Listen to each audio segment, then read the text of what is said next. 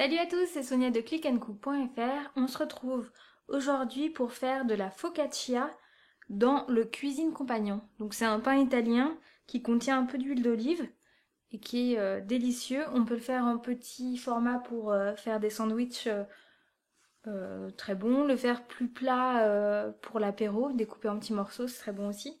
Ou alors nous on va le faire en forme de pain tout simplement à déguster avec le repas. Avec une bonne salade de tomates mozzarella par exemple, c'est parfait. Je vais commencer par vous lister les ingrédients.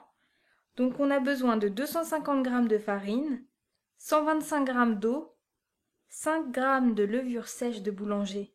Si vous utilisez de la fraîche, vous doublez donc 10 g. 30 g d'huile d'olive et on en rajoutera un petit peu lors du façonnage.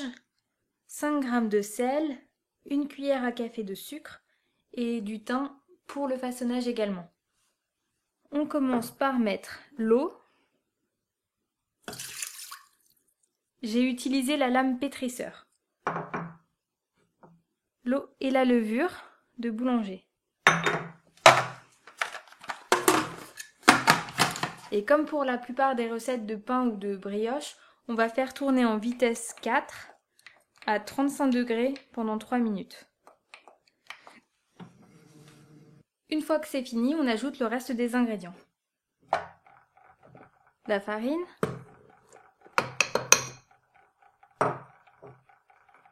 l'huile d'olive,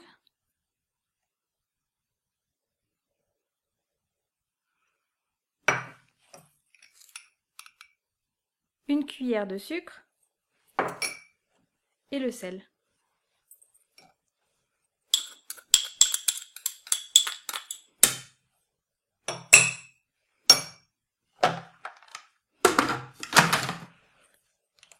Ensuite, on lance le programme pâte P1. Si on est devant l'appareil à la fin des 2 minutes 30, comme d'habitude, on enlèvera la lame. C'est toujours plus pratique pour ensuite enlever la pâte une fois qu'elle a bien monté. Si jamais on doit s'absenter ou faire notre petite vie, on laisse et on l'enlèvera au dernier moment. Je viens de sortir la pâte à focaccia de l'appareil. Elle a du coup légèrement dégonflé, mais elle avait bien doublé de volume quand je l'ai sortie. On va maintenant la dégazer. Donc pour ça, il suffit de la pétrir quelques instants, quelques minutes. Non, même quelques secondes, ça suffit.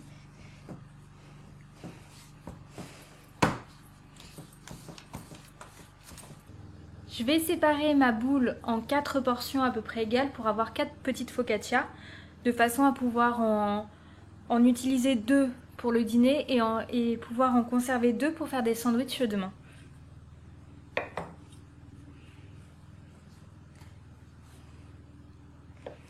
Comme ce pain contient de l'huile d'olive, ce qui est sympa, c'est de mettre des tomates séchées, du basilic, du pesto, de la mozzarella, des tomates fraîches. Enfin, des légumes qui s'accommodent bien avec le bon goût d'huile d'olive. Donc, maintenant que j'ai mes portions, on va tout simplement les bouler. Je vais maintenant mettre un tout petit peu d'huile d'olive et de thym avant de laisser remonter la pâte pendant une demi-heure, 1 heure.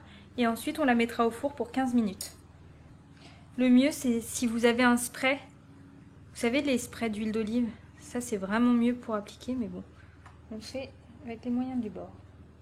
Et ensuite, on saupoudre d'un peu d'herbe. Donc là, j'ai choisi de mettre du thym.